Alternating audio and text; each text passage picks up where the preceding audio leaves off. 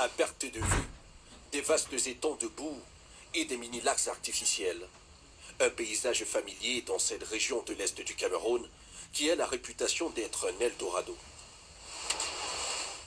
Dans cette mine à ciel ouvert, des centaines d'orpailleurs sans protection dans ces eaux souillées au mercure. Parmi eux, des dizaines d'enfants et de nombreuses fillettes, parfois âgées de moins de 5 ans. Le travail des enfants, illégal mais toléré ici, au vu et au su de tous. Cette partie du site exploité par une société chinoise a été abandonnée aux riverains. Mais nous n'aurons pas l'autorisation d'y filmer plus longtemps ou d'interviewer les jeunes chercheurs d'or. Non loin de là, voici Ruth, une des jeunes orpailleuses de la région. Ce matin-là, l'adolescente de 14 ans ne se rend pas à l'école. Elle passe ses journées dans ce trou de 7 mètres de profondeur. Pour trouver le bon filon d'or, Ruth travaille en tandem avec un autre adolescent qui s'enfonce dans cette sombre galerie souterraine, longue de plusieurs kilomètres. Elle peut s'effondrer à tout moment. Un peu plus tard, l'adolescent ressort de là, son récipient rempli.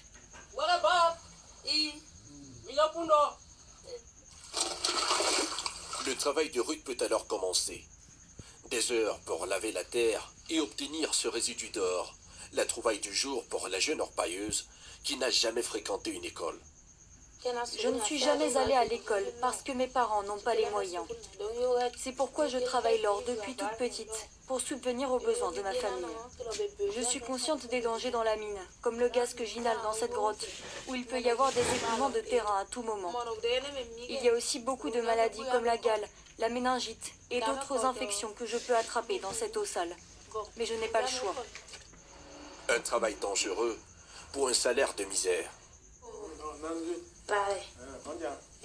Quelques heures plus tard, Ruth vient vendre son résidu d'or au marché noir à l'un des nombreux négociants clandestins de la région. Avec sa balance électronique, il évalue le prix à payer à Ruth. Travailler avec des enfants ne gêne pas le trafiquant, bien au contraire. Le gramme normalement s'achète à 20 000, 18 000, 25 000, mais avec des enfants comme ça, bon, on les donne 10 000 pour le gramme, les bichettes. On peut me les donner 1000 francs, 1500. Ça dépend parce qu'eux ne sont pas en position de force. On peut faire fonctionner comme ça dans des endroits un peu cachés parce qu'on ne peut pas s'exposer. Plus la loi, le gouvernement interdit aux enfants de faire ce travail-là. Avec 9 mg d'or vendu, Ruth repart avec un peu plus de 2 €, 30 à 60% de moins que ce qu'un adulte aurait pu négocier. Une somme dérisoire qu'elle ramène à ses parents à la nuit tombée.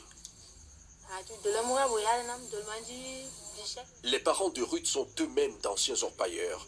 Ici, les enfants sont obligés de remplacer leurs parents dans les mines. Avec ce que gagne Ruth, sa famille peut survivre, même si son père est conscient des risques. Les cas de blessures, n'en parlons pas du paludisme chaque jour dans l'eau. Beaucoup de risques là-bas. Rester au village, tu ne peux rien trouver.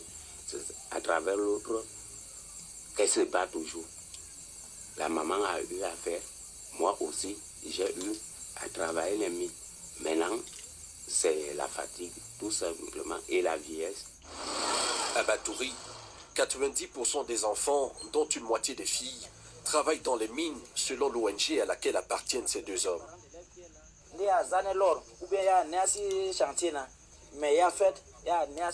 Thomas et Junior se battent depuis plusieurs années pour ramener les enfants mineurs dans les salles de classe.